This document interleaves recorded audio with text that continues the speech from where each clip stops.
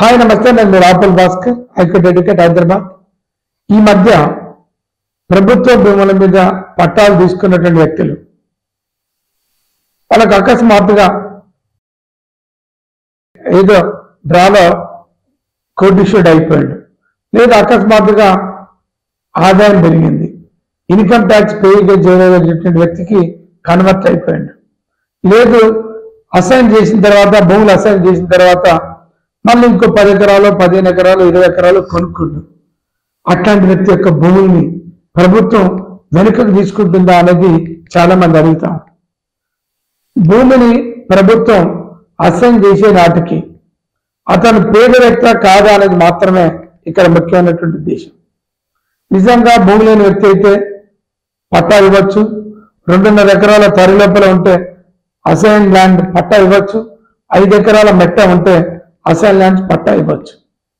ఒక వ్యక్తికి 1985లో నల్గొండ జిల్లాలో అప్పుడు అతను భూమి లేనటువంటి ఒక పేద వ్యక్తి, అతనికి ప్రభుత్వం 4 ఎకరాల భూమి పట్టా ఇచ్చింది. ఆ ఇచ్చినటువంటి పట్టా అతను సేద్యం చేసుకుంటుండు.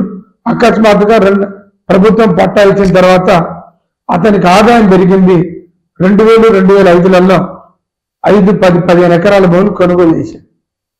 దాని మీద ఇతను పెద్ద రైతు, అతనికి ఉండేటట్టు అతనికి ప్రభుత్వం ఇచ్చినటువంటి ప్రభుత్వ పట్టాన్ని భూమి వెనకకి తీసుకోవచ్చా, అధికారం ప్రభుత్వానికి ఉందా అని చట్టం చెప్తుందా అని చాలా మంది అడుగుతారు.